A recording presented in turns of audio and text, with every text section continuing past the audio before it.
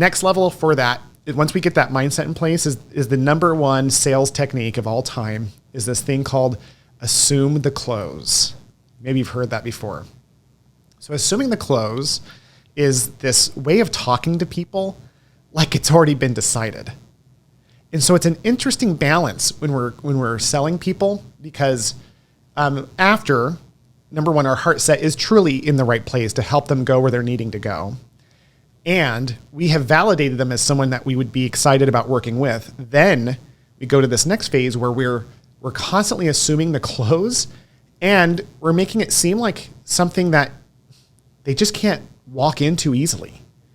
Like it's like a secret club, our company. They in order, and it really is in your case. Like in your case, your company has this really cool dynamic, and it's, you know how protective that is. Like for them to join, we want to be transparent on the selectivity, even if the necessity is really high that we need people, we always want to remember that the right person is what we're looking for. So that necessity of like the right person has to balance this idea that like they've already made their decision up. So language looking like, yeah. So after you get your group interview done, this is what I would typically do. And this is more of what I'm doing now, but translating it into PT hiring terms, I would say this. So, all right, so here, let me preview the next steps in our process. After you do the group interview, and they're going to love you, and by the way, you're going to love them.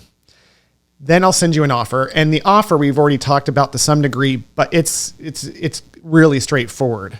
So once you sign that, then what we're going to do is we're going to onboard you by doing the following things. And you're going to love this onboarding process, because once we onboard you this way, you're going to feel this way, and then your mentorship starts about this point. So we're going to get you mentored right there. And so, yeah, I can't wait for you to get to that point, because you're just going to love it. It's just assume that they've already said yes the whole time through. In the context, it's not manipulative, because it's not like I'm saying, yeah, well, you know, you've already said yes. What I'm saying is I'm using language like it's already been decided, and that helps them visualize what's there. And it lowers, sometimes we create barriers in the sales process we don't need to do. So like we say things like this, well, after you do the group interview, if you're interested, then I'll send you an offer.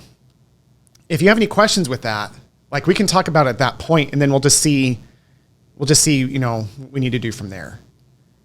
Like very big difference in that language between the two. And it's almost like our worry about them not choosing us gives them concern about choosing us, versus like, yeah, this is great. And then we say things like, yeah, and then we pull back a little bit. I think the team's going to love you.